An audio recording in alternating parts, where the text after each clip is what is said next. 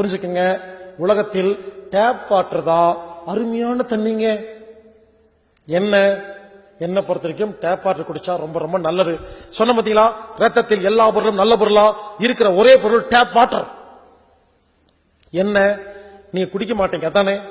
நான் குடிக்கிறேங்க, தயவு செய்து குடிங்க, நல்லா தான் இருப்பீங்க.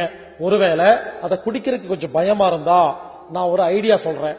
அந்த குழா தண்ணிய இயற்கையா எப்படி ஃபில்டர் பண்றதுன்னு சொல்லி கொடுக்கறேங்க. சரிங்களா? மண் பானையில் குழா தண்ணியை ஊத்தி 12 மணி நேரம் ஆடாம அசையாம வச்சிருந்தீங்கன்னா மண் பானை தண்ணியில் உள்ள எல்லா கெட்ட பொருளை உறிஞ்சு மண் சக்தி கொடுத்து பிஹெச் வேல்யூ 1, 2 தூக்கி விட்டுரும். உலகத்திலேயே சூப்பர் ஃபில்டர் மண்பானை ஃபில்டர். யோசிச்சு பாருங்க, வீட்டுல 50,000 ரூபாய் கொடுத்து வாட்டர் ஃபில்டர் வாங்கி வச்சிருக்கிறீங்களே, 50,000 ரூபாய்க்கு மண்பானை வாங்கினா எவ்வளவு கிடைக்கும்? 1,50,000 மண்பானை கிடைக்கும். டெய்லி ஒன்ன உடைச்சு வாழ்நாள் முழுவதும் மாத்திட்டு இருக்கலாம். வெள்ளை கலர் பருத்தி துணி, வெள்ளை கலர் பருத்தி துணியில குழா தண்ணி ஊத்தி இந்த பக்கம் எடுத்துட்டீங்கன்னா மேல ஊத்தும் போது பாக்டீரியா வைரஸ், கீழே வரும்போது பாக்டீரியா வைரஸ் இருக்கவே இருக்காதுங்க.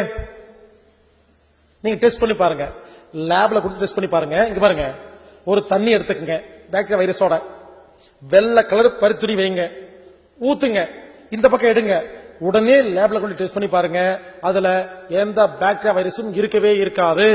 உலகத்துல பாக்டீரியா வைரஸை ஒரே செகண்ட்ல ரிமூவ் பண்ணணும்னா வெள்ளை கலர் பருத்தி துணி. அதனாலதான் கோயில்ல சாமிக்கு அபிஷேகம் பண்ணும் பொழுது வெள்ளை துணி ஊத்துறாங்க.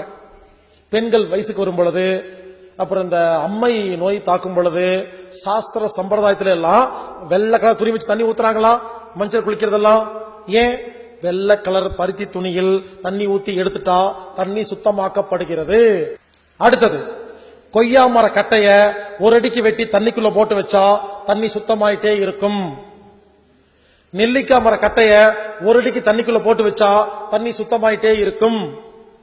அடுத்தது, தேத்தான் கொட்டை.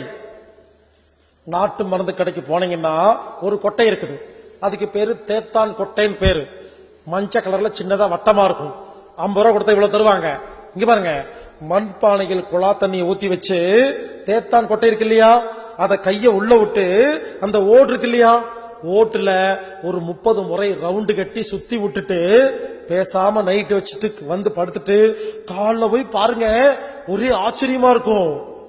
பாதி தண்ணி சளி மாதிரி இருக்கும், பாதி தண்ணி மேல சூப்பரா இருக்கும். ஐயோ சளி பிடிச்சிச்சுன்னு தூக்கி வீசிடாதீங்க. இந்த தேத்தான்கொட்டை என்ன தெரியுமா பண்ணும்? சாதாரண கண்ணில் பார்க்கும்போது தெரியாத பாக்டீரியா வைரஸ் கிருமிகளை, குப்பையை நைட்ல வந்து தெரியுமா எல்லாத்தையும் கீழே இறக்கிருங்க. அந்த பானை தண்ணியில கால்வாசி தண்ணி குப்பையா இருக்கும், முக்காவாசி சூப்பரா இருக்கும். நீங்க என்ன பண்ணுங்க, மேல் இருக்க தண்ணியை மட்டும் தனியா எடுத்து குடிச்சீங்கன்னா இதை விட உலகத்துல சூப்பர் ஃபில்டர் வாட்டர் கிடையவே கிடையாது. பாருங்க, இப்படி தண்ணியை சுத்தம் பண்றதுக்கு 1000 டெக்னிக் இருக்கு. அதை ஃபாலோ பண்ணுங்க. புதுசா வர பெரிய பெரிய டப்பாவெல்லாம் வாங்கி வீட்டுல வைக்காதீங்க. கடைசியா ஒரு ஐடியா கொடுக்கறேன், சிம்பிள் ஐடியா தண்ணியை சுத்தம் பண்றதுக்கு. மீன் தொட்டியில ஒரு மிஷின் வச்சிருக்கீங்க இல்லையா, மொட்டா வந்துட்டு இல்லையா, பபிள் மிஷின். அது ஏன் வச்சிருக்கிறோம்? அந்த மொட்டு மிஷின் வச்சிருந்தா தண்ணியை மாத்த வேண்டிய அவசியமே இல்லையா? அது வைக்கலன்னா தண்ணி அடிக்கடி மாத்தணுமா? ஏன்? மீன் என்ன பண்ணுது, தண்ணீர் உள்ள சத்து பொருளை தீத்துருதா, அப்ப தண்ணி அடிக்கடி மாத்திரமா? இந்த பபிள் மிஷின் வச்சோம்னா காத்து உள்ள போய், நல்லா கேளுங்க, வெளியிருக்கிற காத்து தண்ணிக்குள்ள போய் வெளியே வந்தோடனே காற்றில் உள்ள பிராணன் தண்ணி வெளியே உள்ள பூந்துருதா. குடிக்கிற அந்த பாத்திரம், அண்டா, குண்டா, அதுக்குள்ள மீன் தொட்டியில் இருக்கிற அந்த பபிள் மிஷின் வாங்கி போட்டு விட்டுருங்க, ஆட்டி விட்டுருங்க, முடிஞ்சிருச்சு. 24 மணி நேரமும் நாம குடிக்கிற தண்ணி வழியா காத்து பாஸ் ஆச்சுன்னா தண்ணி சுத்தமாயிட்டே இருக்குமா?